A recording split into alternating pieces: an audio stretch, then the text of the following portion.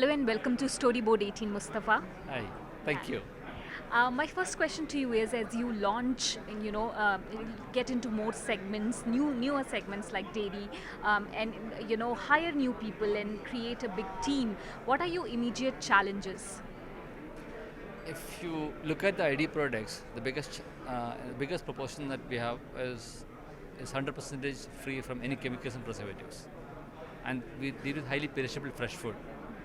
It is not easy to get that right.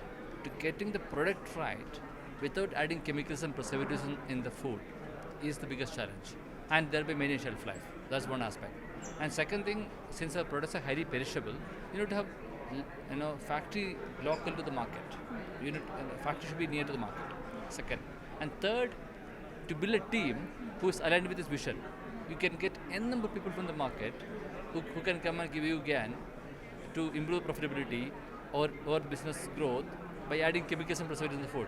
We're actually fighting a war against chemicals and preservatives in the food, and thereby building a team who is aligned with this values and this vision is not easy. Since you spoke about pesticides or not good ingredients in products, we also noticed that a lot of bigger food companies are now being called out and are being asked about what they put in products. Do you think for a company like yours it gives you some sort of edge? I wouldn't say for a company like us, anyone who has transparency as the theme of the business and nothing to hide, and fighting a war against chemicals and preservatives, consumers will respect that, and those companies will see a better future because people are becoming health conscious, and thanks to COVID to some extent, people have become very health conscious. They started reading ingredients on the backside, and thereby, companies like us are benefiting. And if you look at the growth that we, witnessed in the last 3 years, it was phenomenal because people are becoming health conscious and became started experimenting or trying out more healthier options. Now, let me take a very specific product here, right? Bread. Bread has been in India for what, 60, 70 years. And we have been eating bread with chemicals and preservatives. If you look at the ingredients on the bread, you won't eat it, right? And we have been eating it for a while. And you know what, all the issues that comes along with it, right? We started working on creating a bread without chemicals and preservatives for 5 years. And finally we launched the product. It's doing very well in the market, and we believe that could be my next battle. People are willing to pay premium for that, and that's the journey. How do you then tell us a little bit about your marketing when you're creating such high quality products? How do you convey this proposition to consumers that you have something better and more cleaner to offer?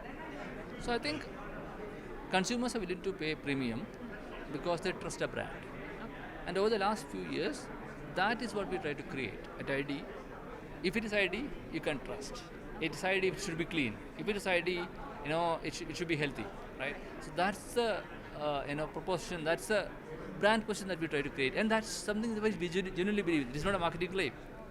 As I mentioned in today's session, right? Every product that goes out from a factory, I tested with my kids first, right? And if they are happy with it and nothing happens to them, I send to the market.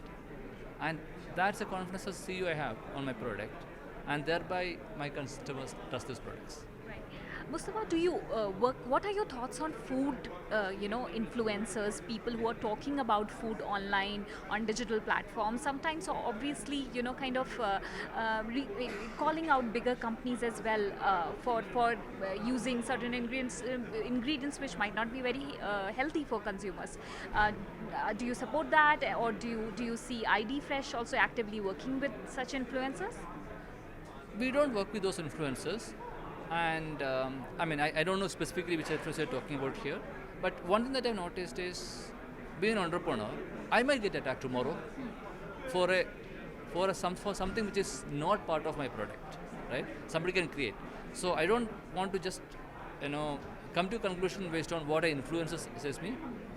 Our request or our, appeal to all the customers is that start looking at the ingredients. By looking at the ingredients, if you look at Google, if you just Google it, you will understand what is good, what is bad for you. Decide accordingly. I don't think, at this stage, an influencer has to tell you which is good or bad. It is a, you know, as an ingredient, if you look at the ingredients, you will know what is there in the food. And stay away from preservatives, chemicals, and artificial flavors. And that's what we do at ID.